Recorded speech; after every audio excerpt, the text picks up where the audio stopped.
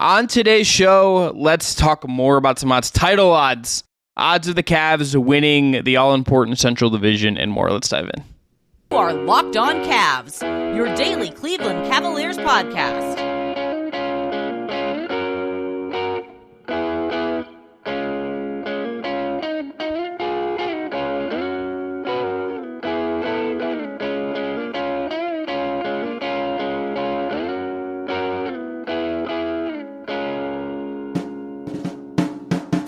The music you heard on the way in is from our friends at Astro Radio. As always, we have Jake Stevens on the ones and twos. I'm Chris Manning. That's Evan Dammarell. This is Locked On Cavs, your look every day at the Cleveland Cavaliers. More odds talk today. Segment 1 is going to be about how the Cavs compare to the other teams in the East. Obviously, there's a Damian Lillard trade to perhaps come that could impact that. We're going to look at division odds and in-season tournament odds in segment 2. And segment 3, over-under in title odds. Those will be the crescendo of this episode. To start with the East, Cavs are plus 950. Their Celtics are plus 210. Bucks are plus 290.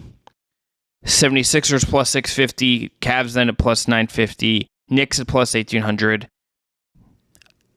I feel like this is right. I think it's interesting that the Cavs, as far as the books go, are so far ahead of the Knicks, because the Knicks whomped the Cavs last year. And again, it's just worth repeating. If Damian Lillard ends up on the Heat, I think their odds are going to get a little shorter and the Cavs might get a little bit longer. I think if he ends up in Toronto, you have another team here that's going to be up in this conversation in some way, perhaps ahead of the Knicks, perhaps close to the Cavs.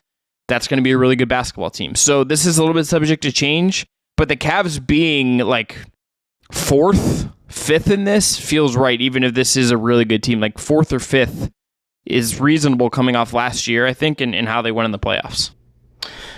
Well, let me ask you this. If Chicago were to somehow get Dame, do you think they jump up the ladder like Toronto does and muddy things up for the Cavs in that top 5 race? Or no, I don't think Chicago is nearly as good, and I also just kind of don't think... if you're reading everything that's out there, it feels to me like this is Toronto or Miami, and Chicago feels a little more distant if I were just to kind of read the tea leaves a little bit. I also just don't think that supporting cast is nearly as good as some of those other teams. So if you had to hold a gun to my head and ask me, I think it's in this order. It's Toronto, Miami, with Philly being that third team, just because the Sixers are a bit of an enigma in terms of just what they can do at the trade market and just what they can do to mess up this James Harden situation that they have evolving in front of them. But yeah, Damian Lillard does shake the odds of this quite a bit, but until he is actually traded to an Eastern Conference team, or maybe a different team in the East, or maybe a team in the West, looking from the outside in, yeah, I am a little surprised that the Cavs almost are double in terms of odds on the Knicks in terms of just winning the Eastern Conference. Maybe the odds makers at FanDuel see a different path than we do, but maybe New York ends up drawing Milwaukee or Miami in the first or second round, and the Cavs are able to avoid maybe the more bully side of the bracket, and they're able to. They did well against Boston last year, even though Boston is a phenomenal team. I think Philly could be an interesting matchup or draw for them, or they just kind of avoid Milwaukee and Miami, and then the boogeyman that is the New York Knicks. But I think it's fair to say, though, that when you look at the Cavs' odds compared to New York, New York has a lot of high-end talent on their team. They have a lot of high-quality role players. I mentioned really good guard play when talking about the sixth man of the year in Emmanuel quickly, but they don't have Evan Mobley. They don't have Darius Garland. Those are two guys that are just continuing to level up quite a bit as players. They're only going to get better at time, and I think New York is a team that maybe is scratching the surface of their ceiling. There could be a little bit more room to break through or grow into, but the Cavs are a little bit more of a longer runway compared to what New York is as a team, and things could change a lot. What if there's an in-season coaching change? If JB Bickerstaff clearly isn't the dude for the Cavs, and they do something completely dramatic like that, and that shakes things up a bit too. But I don't know. I think the Cavs just have more runway to be a better team on paper just because of Mobley and Garland, and that makes sense for the argument. But I'm also just not surprised that they are on the outside looking in of the arguable in no certain order top 4 best teams in the Eastern Conference, and you have to earn your stripes and dethrone them in the postseason in order to kind of make that list. Like, you can be as successful as you want during the regular season, but you got to beat the Heats, the Bucks, the Celtics, and the Sixers of the world in order to really make those goals that are put in front of you, both outside and probably internally within the organization, to get there. And that's where the odds make sense when they are fifth on this list. Outline to me the path, Evan. What you think if the Cavs are going to they do pull this off? What's the path of how they get that done? To win the Eastern Conference? Mm-hmm. How does it happen? Oh, golly. So I think, let's just assume Damian Lillard goes to Toronto and then they become a very, very annoying team. I still think the Raptors have a rookie head coach that is learning and growing. They still have to accommodate for the loss. Like, you're assuming maybe Scotty Barnes doesn't get moved, but you're losing OG Anunoby. You're losing Grady Dick, who I know like is a rookie, but has shooting, is a wing type player. Like Pascal Siakam is still around for the long haul. The Raptors have Jakob Poeltl, who for the long haul as well. Like, the Raptors have a very complete team with a very clear need at point guard after losing Fred VanVleet, but there's still a lot of room to grow and improve and maybe just surpass expectations. And there's going to be a ton when you get Damian Lillard, and that changes the calculus quite a bit. Let's say Dame goes to Miami. I don't think the Cavs have a shot at the best of seven if they're having to deal with Damian Lillard, Jimmy Butler, Bam Adebayo, and the tactical ability of Eric Spoelstra, because I know Dame isn't the best defensive player, especially at the guard position, and the Cavs could try to exploit that mismatch, but Spo will do everything he can to make sure that it isn't a huge liability for Miami, and he'll definitely crank up and turn up the gears enough to make the Cavs uncomfortable if they were to face Miami in the playoffs. But it really is the Damian Lillard question. Like, if he ends up with like Toronto, maybe it's a little bit of a different conversation. Miami, I just don't see a path. Milwaukee, it's just because they're a little long in the tooth, and I think age gets the best of them. And then Boston, maybe what they accomplished last year with the 2J is just kind of ascending like they did. Doesn't really click. Maybe Malcolm Brogdon, there's just some infighting. Maybe Joel Mazzulla ends up kind of showing his weaknesses and flaws as a coach, especially on the biggest stage, and they avoid Boston altogether. Like, and it's also a team the Cavs did pretty well against last year. Like, there's ways to do it. I just think if you're able to avoid Milwaukee, a Damian Lillard-led Miami, or a Damian Lillard featured Miami with Jimmy Butler, like, that's your path to winning the East. If you're able to avoid those two teams, or at least those two teams bludgeon the heck out of each other for 7 games, then you have to deal with the more healthy team still standing. Like, that makes you give you more of a puncher's chance. But if you avoid those two, that's a pretty clean path to win the East if you're Cleveland. What do you think? I think if we're gonna, I think it has to. You have to look at this through. Okay, what can they do? What is in their control more than some of the external stuff? I think that's the more productive way to live. I think that's a more productive way to do these exercises. I think it's Darius Garland takes another big step forward. Evan Mobley takes another big step forward. The shooting you've brought in fixes a lot of issues and gives your offense some needed juice.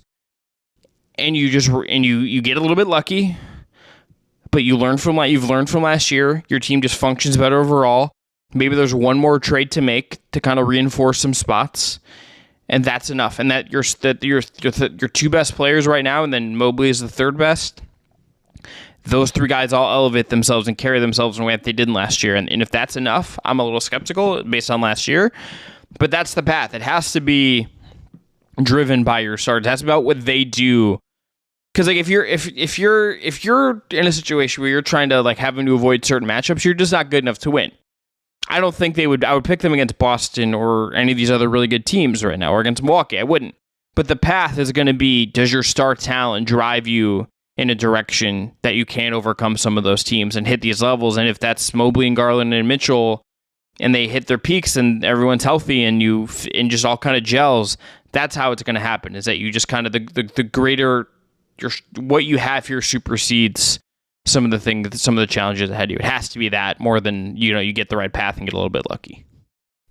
I agree with you. I'm going to bounce this back to you though. Do you think it leans more on what Garland can give you in year 5? Oh my gosh, you're at year 5, or what you get from Evan Mobley in year 3 for the Cavs to control what they can control and also take that leap that's dramatic enough to make them an actual force in the East?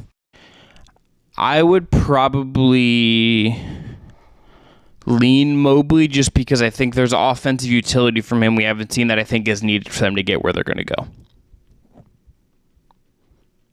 I agree with you. But I am curious to also see does Darius Garland have another gear or level to him offensively, especially now that he has a full year with Donovan Mitchell under his belt and has a pretty clear understanding of, or hopefully at least a pretty clear understanding of what this team needs going forward in order to win after that pretty bitter pill they had to take in the first round against New York. So I think they go hand in hand with one another, but I definitely do think Mobley is going to be the X factor for how far the Cavs can go at points this season. All right, coming up next, let's go to division odds, which I think just tell us how the Cavs stack against the Bucks, and we'll talk about the in-season tournament. That's coming up next. Today's episode is brought to you by DoorDash. DoorDash. Look, if you're missing the syrup for your pancakes, you ran out of your favorite coffee creamer, use DoorDash. You get grocery delivery, get what you need right away when you need it. The convenience is getting what you want right to your door with DoorDash grocery delivery. You can stock up for the week or order last-minute cravings conveniently. Look, you've trusted DoorDash to deliver your restaurant favorites, and now you can get grocery delivery that actually delivers too. They have thousands of grocery stores to choose from, and you're going to find the best in your neighborhood and boost your local economy with each and every order. And if you want even more value, you can save on all of your grocery favorites with a $0 delivery fee on all eligible orders with a Dash Pass membership. With easy substitutes right in the app and best-in-class customer support, DoorDash delivers groceries exactly how you want it. Get 50% off your first DoorDash order up to a $20 value when you use the code LOCKEDON checkout. That is a limited-time offer. In terms apply. That's 50% off up to $20, no minimum subtotal, and $0 delivery fees on your first order when you download the DoorDash app in the App Store and enter the code LOCKEDONNBA. Don't forget, that's code LOCKEDONNBA for 50% off your first order with DoorDash. All right, division in season tournament. In the division, Bucks minus 210, Cavs plus 210, Bulls plus 2,300, Pacers plus 2,500, and the Pistons plus 10,000. This is a Cavs-Bucks race, Evan, and this is what I would say. If you're going to make the case that the Cavs are going to pull this off, it's that the Cavs are going to be a regular season win machine and just go for it in a way the Bucks might not. The Bucks are a little bit older, have bigger aspirations in mind, more playoff proven, less incentive to really push their way beyond their maximum capabilities, even with these new rules in place. That's, I think, why the odds are a little closer here. The Bucks obviously favorites, deserve to be favorites, but I think there's a world where if things broke a certain way, you could see the Cavs just being a regular season wins monster, and you make this at least a race.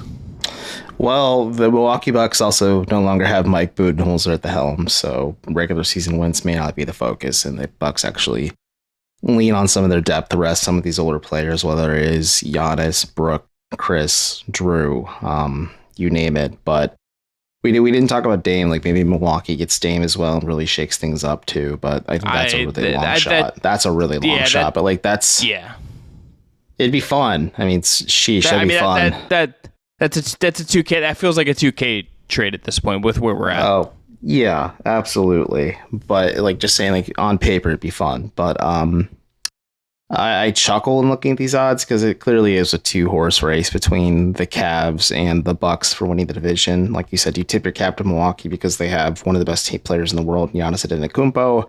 Also, just an elite defensive team to begin with. You wonder how Adrian Griffin's going to shake out at his first year as a head coach of an NBA team, running a team like the Bucks, where there's certainly a lot of expectations. Like, there could be some growing pains from that, and the Cavs do have the luxury of, I guess, familiarity or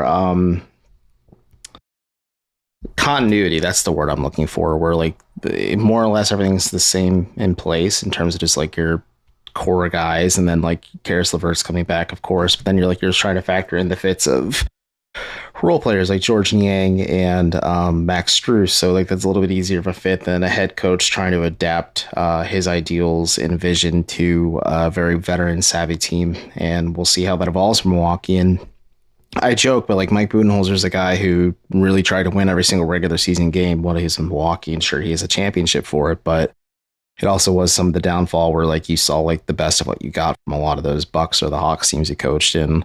I'm not saying the Cavs in the same vein, but like, JB Bickerstaff is also a coach where he doesn't really rest his guys on back-to-backs, especially now with the new NBA rules in place. But they could have a chance to maybe make some noise and win the division. In terms of like the third place race, I'm more surprised the Pacers, at least on paper, aren't the third best option heading into the season, just because like they have Tyrese Halliburton. Sure, Buddy Hield could be on the way out, but depending on what they get for them. But like the Pacers have a pretty rock solid foundation in terms of like depth, personnel, and players that like, yeah, I think they're just better than the Bulls on paper right now. So like I was a little surprised by that one, but it's a toss up after the first two teams because like a lot of things have to go right for Chicago or Indiana, and a lot of things have to go wrong for both of Milwaukee and Cleveland for those other two teams to have like a realistic shot to win the division. I would pick the Pacers over the Bulls. Love Halliburton, love a lot of talent on the team. Think they can be aggressive with this Buddy Hield trade chip and cap room and things. Let's move on to the mid-season tournament. My calculus on this, personally, it's changed a little bit, Evan, just with you can't rest guys for these games. What is interesting is that the Cavs odds are better for this than they are compared to some other teams.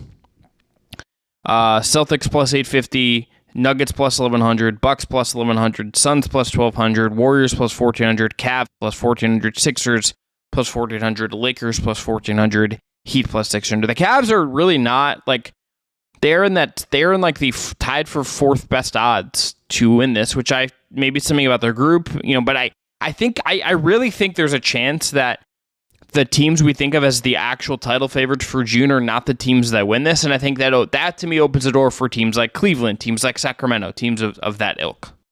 Yeah, so I wonder if these odds, because I'm looking at them right now, like I made a face because I'm just like, ooh, Boston, Denver, and Milwaukee is your top three. But it's like, yeah, the Suns, they have Kevin Durant and Devin Booker. Yeah. Yeah, like you said, the rest rule does play a factor in this.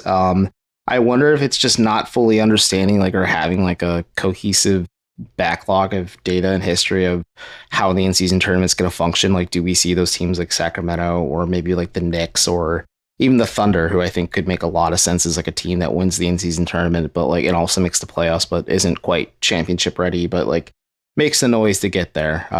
And like the Pacers, we just talked about them. Like they're a team that could make sense in that vein too. But I think more so for me, if you like go down the list a little bit and they talk about the group winners, it's Philly favorite at plus 140, Cleveland at plus 170, then Atlanta at plus 500. So there's a decent enough gap between Cleveland and Atlanta for winning Group A in the Eastern Conference and representing Group A as in the in-season tournament. Like, yeah, I wonder how Philly navigates this. Like, do they move James Harden before training camp or before the season starts, or do they get out of shape, overweight, and unhappy James Harden playing, or James Harden that actually is committed to balling? Like, I don't know. Like, it's going to be interesting. And plus, like, Nick Nurse is a dude who rides his star players really hard. Like, Joel Embiid could be otherworldly and be a dude that pushes the Sixers to a couple of those primetime wins he can't rest on against Cleveland and Atlanta that wins Group A for them. So, like, I think that's what I'm more interested in is, like, if you had to pick between Philly and Cleveland, it's going to really break down to how those early on games go between both teams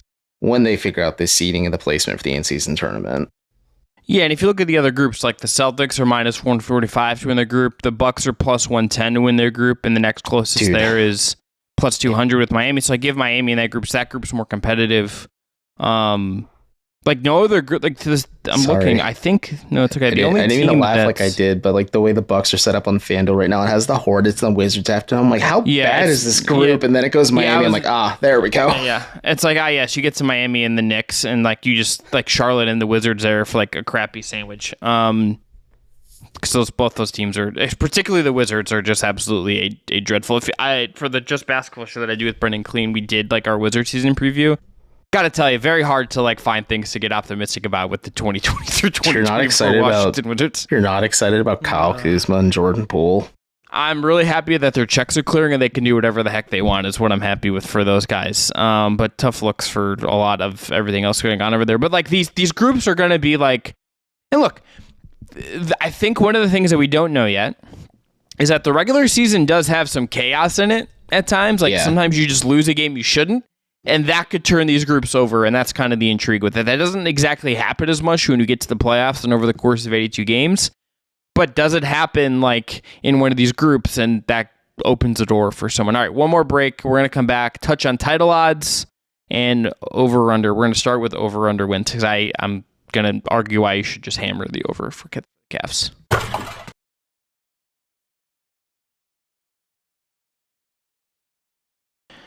All right, right now at FanDuel, the Cavs over-under is set at 50.5, minus 122 for over, plus 105 for under. Evan, here's my case for I think you should hit the over on this. I feel pretty strongly about that. Number one, I think the moves they made in the offseason make them a better team. Mm-hmm. That's just for starters. Number two, last year they were a 51-win team, had the second best net rating in the league. Cleaning the Glass has a stat that they track based on, it's not a real stat, just like a calculation they have, where what is your win differential based on your net rating versus the number of games you should have won based on your net rating. The Cavs lost 4 wins. They have won 4 fewer games based on what they should have won based on their net rating. So, like, net rating wise, that's a 55-win basketball team. And I think they're better. Mm-hmm. You got a little bit unlucky last year. You had some injuries at times, whatever it is. I think this is a team that's going to be a regular season monster. I think they're going to hit the over. Where that gets them in the standings is an open question. I think it's going to be their prerogative to push this as far as they can and win as many games as possible in the regular season and give themselves any advantage they can come playoff time. But I would feel very, very good about the over, the 50.5 for Cleveland, just based on their profile last year and based on the moves they made in the summer. Well, first off, if I had anything in front of me, I'd pour it out for a friend of the program, Ben Axelrod, because this is usually the segment we have him on to talk about over-under the Cavs. And I do remember Evan Mobley's rookie season, we all said smash the under as hard as you can on this Cavs team. And boy, we were wrong. But I agree with you. Like, I think it's over 50.5 wins this year. Like, the Cavs are, I don't think they go much higher than that. I think like 52, 53 is probably their like cap, just because like you said, the regular season is going to be a lot more chaotic.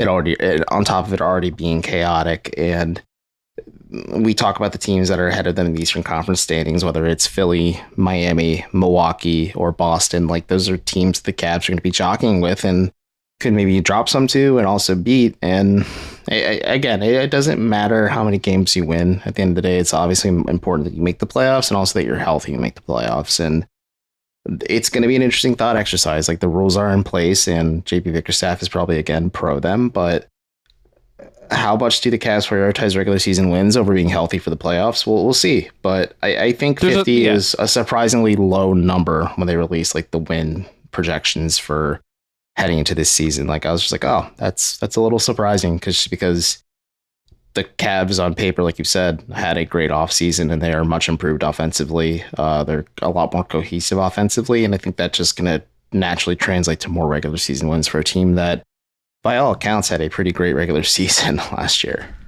Yeah, I'm hammering that over.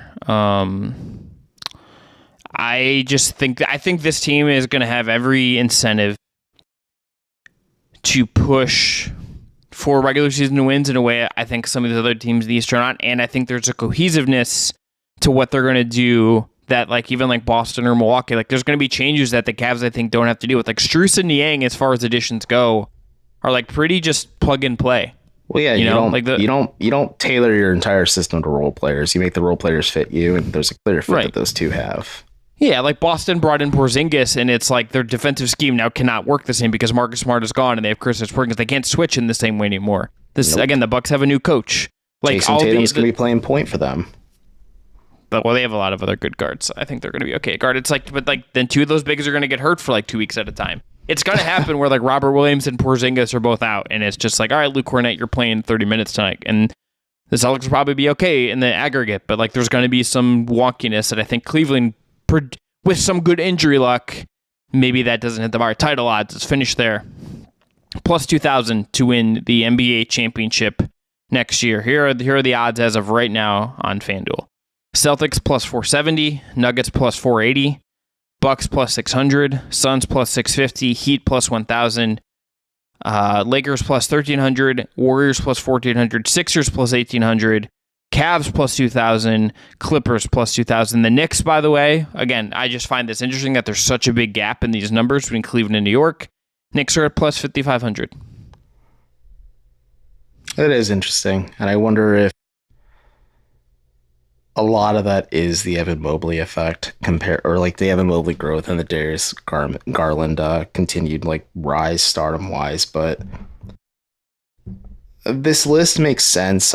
If you ask me right now, I think the Nuggets repeat as champions again. Maybe the Damian Lillard trade shakes the calculus up quite a bit, and the Miami Heat just do Miami Heat things. But the Nuggets are the best team in basketball, in my opinion. I think I'd have them ahead of the Celtics right now. But like, if you read off this list to me, the Phoenix one makes me raise an eyebrow because I have some questions about how the fit works. Like, does talent trump fit, and just everything, health as well? But we'll see. But them being in the top 10 makes sense, and also like they're in that interesting thick of it spot where they have teams like the Clippers, Mavericks, Grizzlies, Pelicans, and Kings behind them, and then the Knicks and that 6 team behind them. But like those 3 teams, the Clippers, Mavs, and Grizz, like a lot of weird things could happen with any of those squads. A lot of weird things could happen with like the Sixers and Warriors ahead of the Cavs to shake these odds up a lot too, that like help Cleveland out or push them further down the list. So I think ninth best odds make a lot of sense, and like their absolute ceiling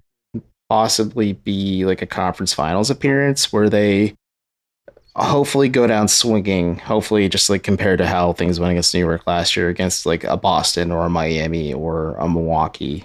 Then they just kind of keep clubbing along. I'm honestly surprised the Lakers are in the top 6 though. Like I'm high on the Lakers, but I'm not that high on the Lakers.